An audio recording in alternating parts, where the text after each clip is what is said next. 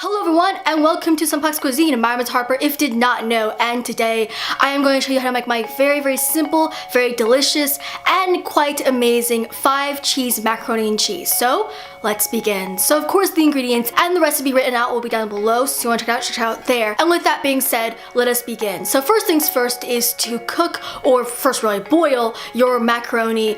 And this is, just very simple. Just put a pot of water on to boil. It's that simple. And then when it is actually boiling, pour in your macaroni and cook it for around 10 or so minutes. And if you're not sure how long it takes, just read the box of the macaroni and you'll figure out there, but usually it's around 10 minutes. So while that is cooking, you can start also preheating your oven to 400 degrees Fahrenheit. Now at this point, if you have not already, just shred up all your cheeses, get all your cheeses ready to go, and then when the macaroni is done cooking, just drain it out and then pour it back into the pot that you cooked it in. Now the first thing we're doing is stirring and of course melting in your butter, and then also seasoning your macaroni with salt and pepper to your taste.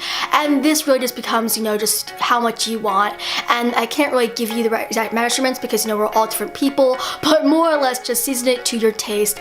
And then when those two things are done, start stirring in your cheeses one by one, and then after a while you just get too lazy to just pour them all in, because that's what happens sometimes. But usually I stir in the cheddar cheese first, and then the American cheese. And then actually also, if you want to, you can cut the American cheese and the Gouda into smaller slices. I didn't because I was lazy, but if you want to be my guest, it helps disperse all the cheeses better. But at the end of the day, it's all just cheese all mixed together, and it probably won't affect the dish if you have, bigger chunks of cheese than tinier chunks of cheese. But more or less, when the American cheese is stirred in, of course, then the Gouda and then parmesan and feta, I poured them all together, which wasn't a bad idea, but it was just an idea that I had. And then after that, of course, the last ingredient is to pour in your 1 cup of heavy cream.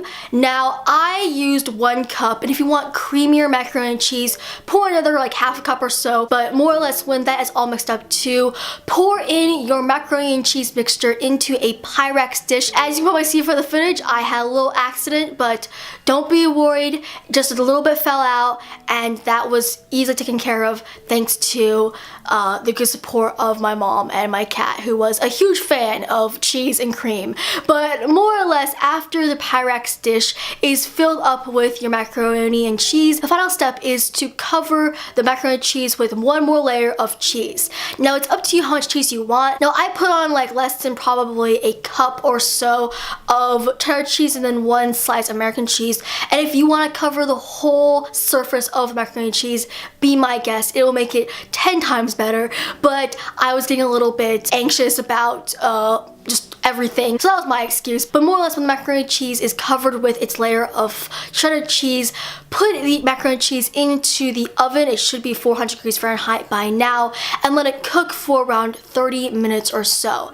And then after that, take it out, let it cool for a couple of seconds, and then serve. It is an insanely delicious, very buttery, very cheesy, and very decadent macaroni and cheese dish. It goes very well with meat, so like chicken or more red meats. And of course, it also, if you want to be healthy and all that, it also goes really well with vegetables. More or less, this dish is an amazing side entree for a well-rounded carb, protein, and vegetable meal. But with that being said, that is the end of the video. So of course, if you like this video, just click that like. If you want to see more from moi, just subscribe. I hope you have an amazing day. I will see you next time, and as usual, goodbye.